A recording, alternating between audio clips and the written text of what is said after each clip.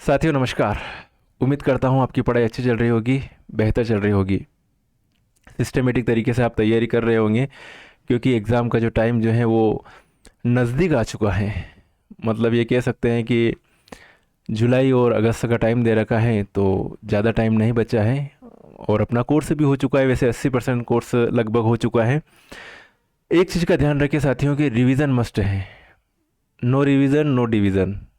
तो रिवीजन ही डिवीज़न है। मतलब आपको जो अच्छी रैंक हासिल करना है तो उसके लिए आपके पास जो है रिवीजन जितना अच्छा होगा, जितना ज़्यादा आपने जो है शार्ट नोट्स बना रखे होंगे। शार्ट नोट्स जैसे जो भी पीडीएफ होती है उसका शार्ट नोट्स बन जाता है। हो सकता है कि आपने जो 8-10 पेज पढ़े हुए उसी को एक पेज में समराइज़ कर लिया।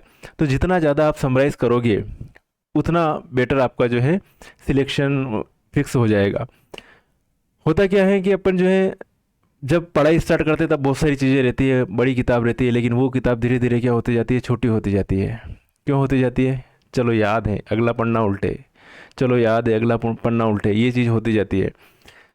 तो ये होना चाहिए। और अभी आपके पास समय है, जैसे आपके पास थोड़ा 10-12 दिन 15 दिन और निकल जाएंगे फिर और ज़्यादा प्रेशर में आ जाएंगे कि भैया 21-22 चैप्टर है अपने, और इन 21-22 चैप्टर को अपने को इनके एमसीक्यूज़ भी करना है साहब, इनकी जो है इनकी थ्योरी भी पढ़ना है, इनको थ्योरी को अंडरस्टैंडिंग भी करना है। ये सारी चीज़ें आ जाएगी।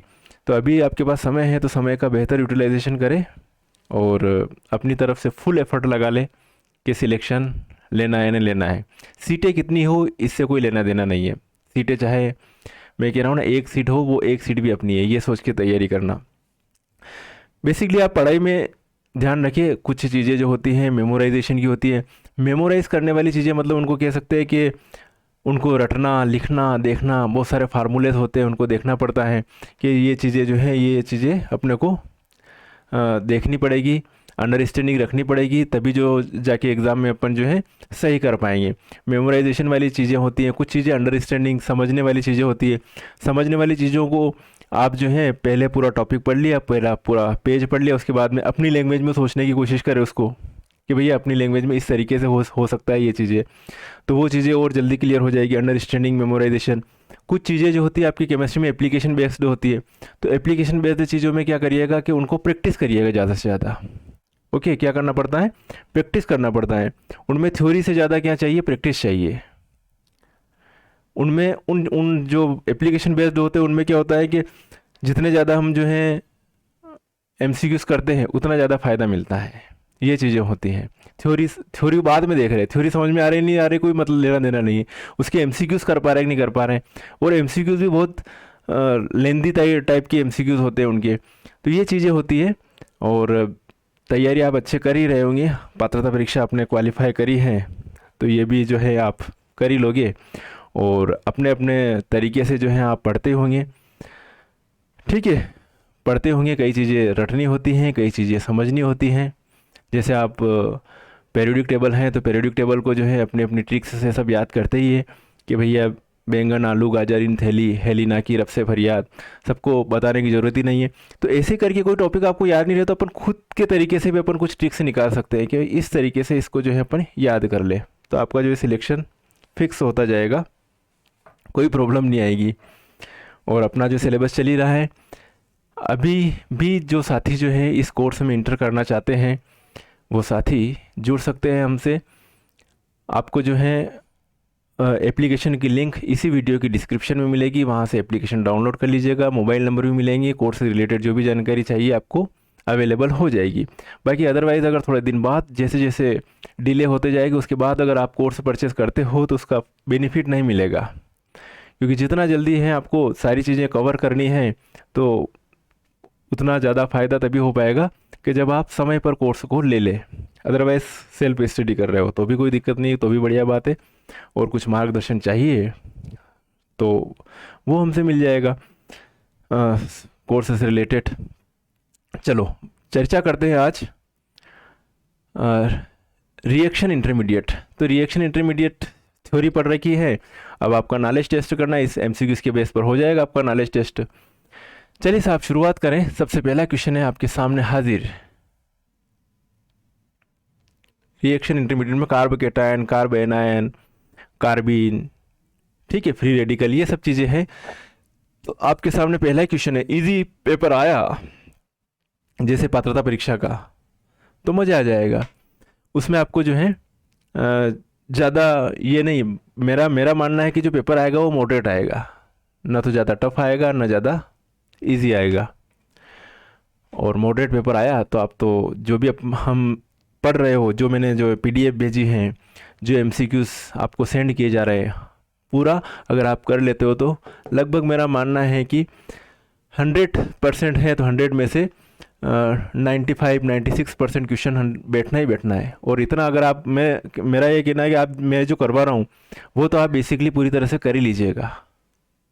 उसके बाद ये ना हो कि यार यहाँ से इस पेज से क्वेश्चन बना था, ये क्वेश्चन बना था, हम अटेम्प्ट नहीं कर पाए, ये चीज़ नहीं होनी चाहिए। ओके, चलिए शुरुआत करें।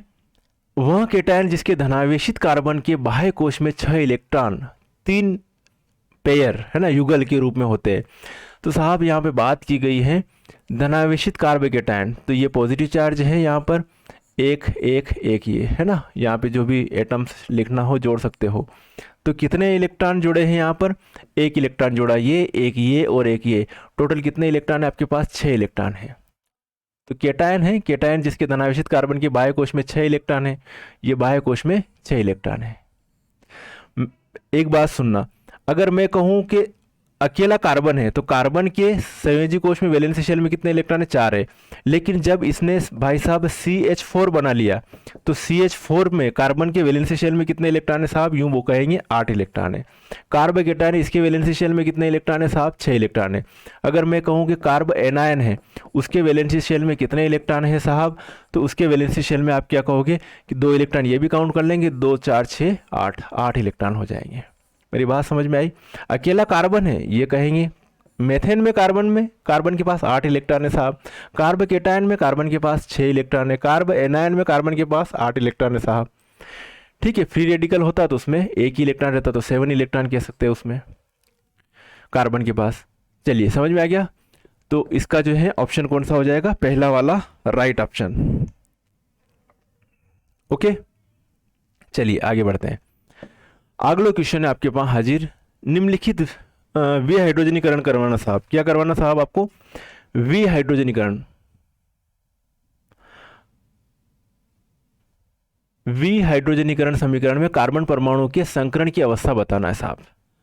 तो P2O5 की प्रेजेंस में यहां पर जो है H2O कम हो गया साहब। अब इसमें कार्बन की हाइब्रिडाइजेशन स्टेट बताना है। तो ये CH3 और ये CO और ये NH2, CONH2 कुछ भी नहीं। हाइब्रिडाइजेशन जब भी बात करो तो lone pair bond pair count कर लो। तो इस कार्बन के पास तीनों सिग्मा बॉन्ड पेयर है, तो 4 है तो इस पर sp3 हाइब्रिडाइजेशन है।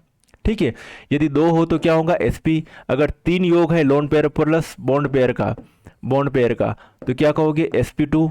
4 है तो क्या कहोगे sp3। पाई बॉन्ड को काउंट नहीं करते हैं हाइब्रिडाइजेशन में।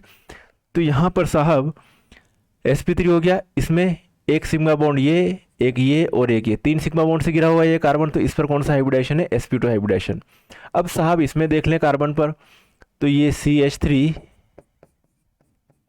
और ये C ट्रिपल बॉन्ड N, इस वाले पर तो sp3 हाइब्रिडाइजेशन है ही साहब। इस वाले कार्बन पर कौन सा हाइब्रिडाइजेशन होगा, sp हाइब्रिडाइजेशन, क्योंकि ये सिग्मा 2 से गिरा हुआ ना, तो 2 सिग्मा बॉन्ड से गिरा हुआ मतलब sp हाइब्रिडाइजेशन। ठीक है, लोन पेयर तो है ही नहीं इस कार्बन पर, तो कौन सा वाला सही ऑप्शन होगा, sp2 से क्या बन रहा है sp। समझ में आ गया, इस पर sp2 है और क्या हो जाएगा sp हो जाएगा। इस कार्बन पर sp2 है, इस पर sp हाइब्रिडेशन। चलिए आगे बढ़ते हैं। निम्नलिखित में से नाभिक स्नेही प्रतिकारक, नाभिक स्नेही प्रतिकारक मतलब रिपल्सिव, नाभिक स्नेही का अपोजिट कौन सा है, नाभिक स्नेही न्यूक्लियोफाइल, जो न्यूक्लियोफाइल होते हैं उनके ऊपर क्या है, नेगेटिव चार्ज होते हैं, या फिर लोन पेयर प्रेजेंट रहता है। तो साहब यहाँ पर जो है ये सभी जो है CN minus HSO3 minus OH minus सभी न्यूक्लियोफाइल है साहब। तो यहाँ पर इसका सही ऑप्शन कौन सा आएगा, लगाइए साहब क्लिक, BF3। कई वेगा BF3। क्लियर है यहाँ तक। चलो साहब आगे बढ़ो, अगला का आंसर बताइए साहब हमको, निम्नलिखित में से कौन इलेक्ट्रोफाइल नहीं है, कौन साहब इलेक्ट्रोफाइल नहीं है।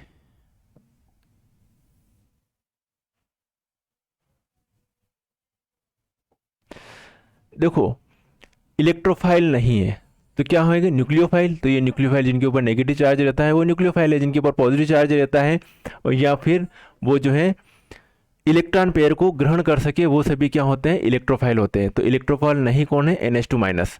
इंडक्टिव इफेक्ट जो होता है, प्रेरणिक प्रभाव होता है, क्या होता है, स्थायी होता है, कभी स्थायी कभी अस्थायी होता है, या अस्थायी होता है या इनमें से कोई नहीं होता है, स्टेबल अनस्टेबल। ठीक है, क्या होगा इसका सही आंसर कौन सा होगा। तो साहब ये जो है इंडक्टिव इफेक्ट जो होता है ये स्टेबल होता है। ठीक है,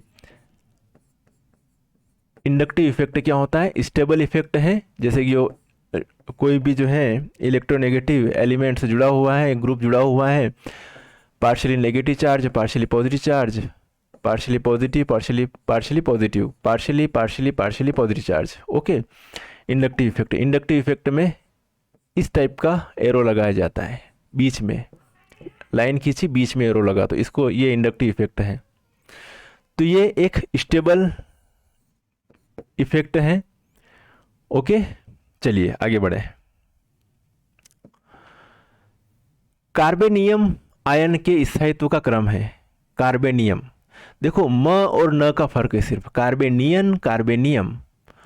कार्बेनियम बोले तो कार्बोकेटायन की बात कर रहे हैं और कार्बेनियन बोल रहे हैं मतलब कार्बो एनायन की बात कर रहे हैं।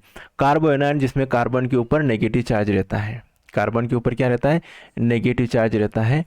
कार्ब एनायन और कार्बन के ऊपर पॉजिटिव चार्ज रहता है, उनको कहते हैं कार्बोकेटायन या कार्बोनियम। समझ में आ गया। अब यहाँ पे बात करी है कि tertiary, secondary, primary methyl carbocation, स्थायित्व का क्रम बताना है साहब इसमें। तो सबसे ज़्यादा जो स्टेबल है इसमें टर्शरी कार्बोकेटायन। अब टर्शरी कार्बोकेटायन ये CH3, ये C+, जिससे 3 एल्किल ग्रुप जुड़े हुए हो उसको कहते हैं अपन टर्शरी कार्बोकेटायन। जिसमें 2 एल्किल ग्रुप जुड़े हुए हो उसको कहते हैं सेकेंडरी कार्बोकेटायन। जिसमें सिर्फ एक ही एल्किल ग्रुप जुड़ा हुआ है उसको कहते हैं प्राइमरी कार्बोकेटायन। और ये हो जाएगा सिर्फ CH3+। मेरी बात सुनना, इसकी जगह CH3 की जगह आप R लिखो तो भी चलेगा। ठीक है, तो स्थायित्व का क्रम, तो सबसे ज़्यादा स्टेबल कौन है भैया, इसमें होता है टर्शरी सबसे ज़्यादा स्टेबल होता है। टर्शरी सबसे ज़्यादा स्टेबल होता है। क्यों स्टेबल होता है, क्योंकि 3 इलेक्ट्रॉन रिपल्सिव ग्रुप प्रेजेंट है, इसमें प्रतिकर्षी ग्रुप प्रेजेंट है। तो ये क्या करेंगे कि यहाँ पर जो है इसकी क्रियाशीलता को कम कर देंगे केटायन की। क्यों कम कर देते हैं, कम कर देंगे यहाँ पर कि यहाँ पर इलेक्ट्रॉन डेंसिटी क्या हो जाएंगे, बढ़ा देंगे साहब। इलेक्ट्रॉन डेंसिटी क्या हो जाएगी, बढ़ा देंगे। तो इसका जो प्रभाव जो है वो क्या हो जाएगा, कम हो जाएगा। यहाँ पे 2 रिपल्सिव ग्रुप है, यहाँ पर एक ही है, वहाँ पर कोई नहीं है। तो सबसे ज़्यादा स्टेबल कौन होगा, ये, फिर ये, फिर ये और फिर ये। समझ में आ गया ना साहब। और स्टेबिलिटी का उल्टा रिएक्टिविटी, तो सबसे ज़्यादा रिएक्टिव कौन होगा, ये, फिर ये, फिर ये, फिर ये। तो इसका जो है पहला ऑप्शन जो है सही होगा। स्टेबिलिटी की अपोजिट क्या होती है, रिएक्टिविटी। समझ में आ गया। तो कार्बेनियम आयन के स्थायित्व का क्रम ये है। अब जो कार्बेनियम आयन अब आ गया, कार्बेनियन का आ गया, यानी कार्ब एनायन का आ गया। तो साहब इनके स्थायित्व का क्रम, तो इसके अपोजिट इसका होता है। कार्बेनियम और कार्बोकेटायन इसके दोनों के क्या होता है, अपोजिट होता है। तो यहाँ पर कौन सा वाला सही होगा, फर्स्ट, सेकंड, थर्ड, फोर्थ, कौन सा सही होगा, जल्दी से बताइए। इसका अपोजिट ये वाला हो जाएगा। तो इसका सेकंड वाला सही है। तो सबसे ज़्यादा स्टेबल कौन होता साहब, प्राइमरी बोले तो ये CH3, CH2 नेगेटिव चार्ज। ठीक है, ये सबसे ज़्यादा स्टेबल है। फिर CH3, CH नेगेटिव, फिर CH3 और ये C और ये नेगेटिव। सबसे ज़्यादा स्टेबल कौन सा है, प्राइमरी। फिर कौन सा, सेकेंडरी। फिर कौन सा, टर्शरी। मेरी बात समझ में आ गई। ये सबसे ज़्यादा जो है अनस्टेबल है, अनस्टेबल।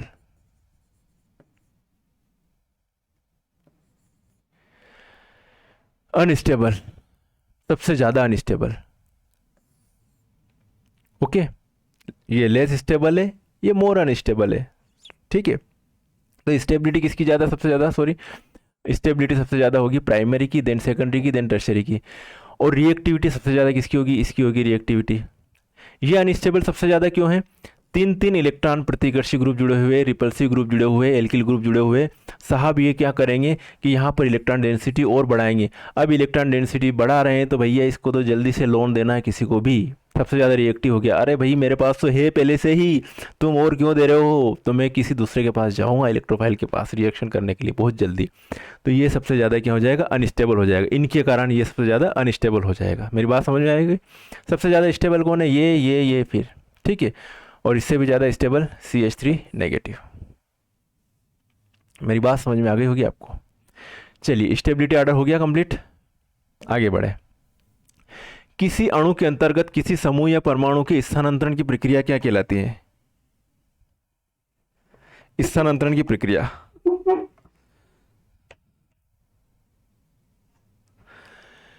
किसी अणु, किसी मॉलिक्यूल में कोई ग्रुप है, एटम है, उसमें उसका स्थानांतरण हो रहा, उसको क्या कहेंगे? अतिसंयुग्मन कहेंगे, अनुनाद कहेंगे, चला हुआ कहेंगे, मतलब च्यूटामेरिज्म, क्या कहेंगे साहब?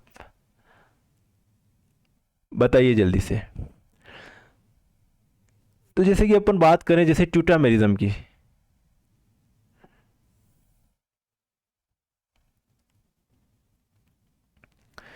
जैसे कि साहब मैंने एक एग्जांपल लिया, CH3 CH2, ये N और डबल बॉन्ड O, और ये O और ये माइनस है तो यहाँ पे लगा दिया प्लस।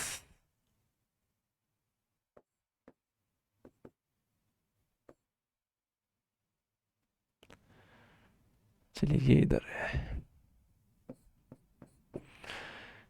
यहां से एक एटम निकला हाइड्रोजन का और वो पहुंच गया यहां पर। ओके, तो ये हो जाएगा CH3, क्या है? CH डबल बॉन्ड N, और इधर से ये O और H, और यहाँ पर O माइनस, और ये पॉजिटिव चार्ज लगा हुआ जो लगा हुआ ये। तो क्या हो रहा है? किसी अणु के अंतर्गत किसी समूह या परमाणु के स्थानांतरण की प्रक्रिया है। स्थानांतरण हो रहा है, यहाँ से हाइड्रोजन कहाँ पहुँच गया? यहाँ पहुँच गया, तो इसको कह रहे चला हुआ था, ट्यूटामेरिज्म। हाइपर कंजुगेशन भी नहीं कहेंगे, रिजोनेंस भी नहीं कहेंगे, इनोलाइजेशन भी नहीं कह सकते इसको, क्या कहेंगे? इसको ट्यूटामेरिज्म कहेंगे। ओके, चलिए आगे बात करें। निम्नलिखित में से कौन सा इलेक्ट्रोफाइल नहीं है? देख लो भैया, इलेक्ट्रोफाइल कौन सा नहीं है? ये वाला। क्यों है ये? क्योंकि न्यूक्लियोफाइल है, बाकी सभी क्या है? इलेक्ट्रोफाइल है। ओके, अगला क्वेश्चन आपके सामने हाजिर है। निम्नलिखित में से कौन सा sp-sp2 दोनों संकरण संरचना दर्शाता है? बताइए। sp भी बताता है और sp2 भी बताता है, जल्दी से बताइए 10वें का answer. CH3 plus, CH3 radical, यहाँ पे कुछ भी नेगेटिव लगा देना, कोई दिक्कत नहीं है। या CH2, इसको कहते हैं कार्बिन। क्या कहते हैं इसको? कार्बिन। तो साहब कार्बिन जो होता है ये दो टाइप का होता है, एक तो सिंगलेट कार्बिन होता है और एक ट्रिपलेट कार्बिन होता है। मेरी बात सुनना, एक तो होता है सिंगलेट कार्बिन और एक होता है ट्रिपलेट कार्बिन। दो तरह का कार्बिन होता है। सिंगलेट कार्बिन sp2 हाइब्रिडाइज होता है और ट्रिपलेट कार्बिन sp हाइब्रिडाइज होता है। ट्रिपलेट कार्बिन में क्या होता है कि जो स्पिन जो रहती है वो सेम इस टाइप से रहती है और इसमें स्पिन इस तरीके से रहती है। ठीक है। सिंगलेट और ट्रिपलेट का मतलब है कि जब इनकी स्पिन जब देखी जाती है इलेक्ट्रॉन की, तो इलेक्ट्रॉन की स्पिन को 2s+1 से देखा जाता है। तो 2 इंटू ये जो स्पिन आ रही है प्लस हाफ माइनस हाफ, तो क्या हो जाएगा 0+1, तो ये हो जाएगी 1 का मतलब हो जाएगा भाई साहब सिंगलेट, मतलब सिंगलेट कार्बन की बात चल रही है। जब बात करें ट्रिपलेट कार्बन की तो 2 इंटू प्लस हाफ 1+1, तो कितना हो जाएगा 3 का मतलब हो गया भाई साहब ट्रिपलेट। तो इलेक्ट्रॉन की स्पिन साहब ऐसे है, तो इसको क्या कह रहे हैं अपन? ट्रिपलेट sp हाइब्रिडाइजेशन है। तो दो तरह का कार्बन होता है एक्चुअली कार्बन में, जैसे ये लिखा मैंने C, ये H, ये H। ओके, और साहब ये है इसी में और ये है, अब इसमें क्या है? ये है अनहाइब्रिडाइज्ड p ऑर्बिटल, अनहाइब्रिडाइज्ड, ये है साहब अनहाइब्रिडाइज्ड।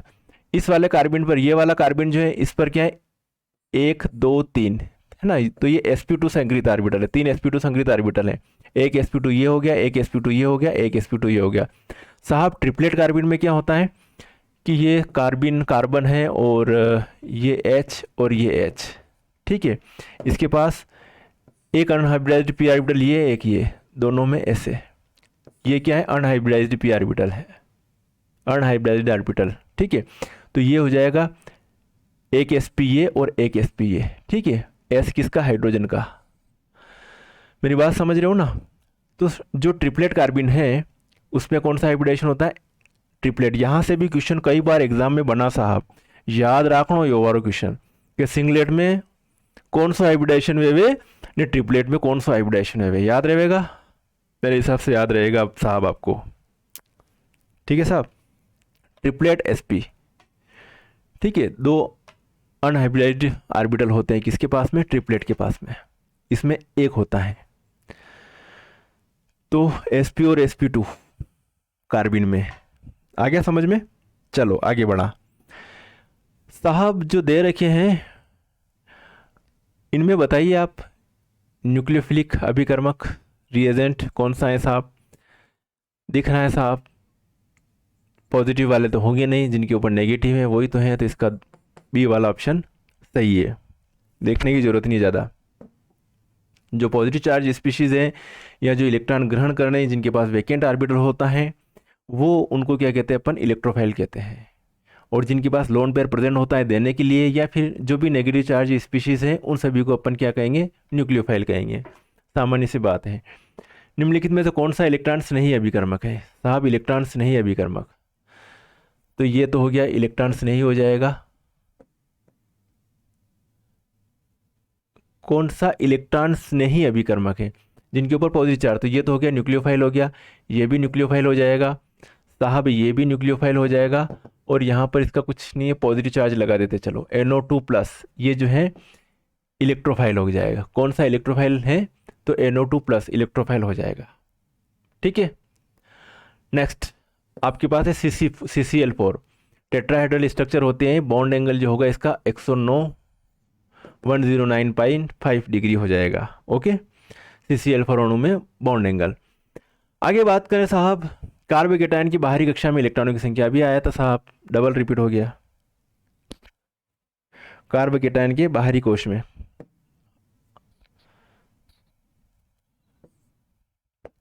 बता दिया था अभी, है ना, पॉजिटिव कार्बन 6 इलेक्ट्रॉन। निम्नलिखित किस क्रियाशील माध्यमिक के पास अयुग्मित इलेक्ट्रॉन होते हैं भाई साहब, इनमें रिएक्टिव इंटरमीडिएट बताओ जिनमें जो है अनपेयर्ड इलेक्ट्रॉन होते हैं। तो साहब किस में होते हैं, फ्री रेडिकल में। किस में होते हैं साहब, फ्री रेडिकल में अनपेयर्ड इलेक्ट्रॉन होता है साहब। ये है, ये H H, ये H, ये अकेला इलेक्ट्रॉन है साहब, अकेले इलेक्ट्रॉन मतलब अनपेयर्ड इलेक्ट्रॉन है साहब। तो ये अयुग्मित इलेक्ट्रॉन है किसके पास में, फ्री रेडिकल के पास में, इनमें नहीं होगा। क्लियर है। चलिए अगला क्वेश्चन बताइए साहब, निम्नलिखित में से कौन सा न्यूक्लियोफाइल नहीं है, जल्दी से। न्यूक्लियोफाइल नहीं है, OH- है न्यूक्लियोफाइल साहब, मेरे को तो NH3 भी दिख रहा है। कौन सा न्यूक्लियोफाइल नहीं है, BF3। BF3 क्या है साहब, इलेक्ट्रोफाइल है। BF3 को क्या कहेंगे, इलेक्ट्रोफाइल कहेंगे। आगे बढ़े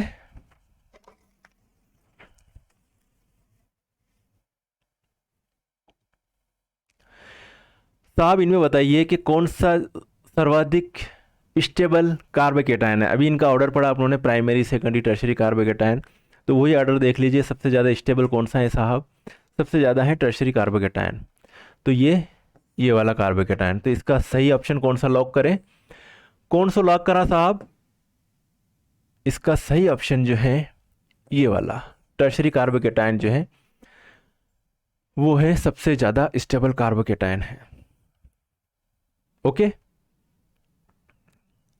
चलो अगला क्वेश्चन देखो, तृतीयक carbonium ion, tertiary carbonium ion एवं द्वितीय कार्बोनियम आयनों की अपेक्षा, वो कभी रिपीट हो रहा साहब, कार्बोनियम या कार्बोकेटायन एक ही बात है। प्राइमरी और सेकेंडरी कार्बोनियम आयन की अपेक्षा टर्शरी कार्बोनियम आयन प्राथमिक व द्वितीय कार्बेनियम आयनों की अपेक्षा क्या होंगे, अधिक, कम या समान, अधिक स्थायी होते हैं। तो इको का ये ऑप्शन आएगा, इको आएगा, पहलो वाला ऑप्शन बिल्कुल सही है। मेरी बात समझ में आ गई साहब। अगलो है क्वेश्चन आपके पास हाजिर।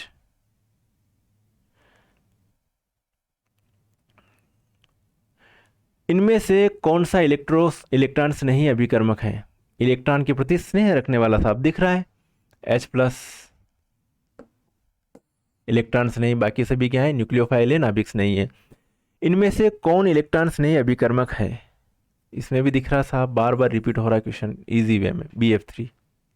ओके, अब है आपके सामने प्रोपीन कार्बन कार्बन बॉन्ड लंबाई एथेन की कार्बन कार्बन आबंध लंबाई की अपेक्षा थोड़ी सी कम हो जाती है। क्यों कम हो जाती है साहब? तो होता क्या है कि प्रोपीन का जो स्ट्रक्चर होता है साहब,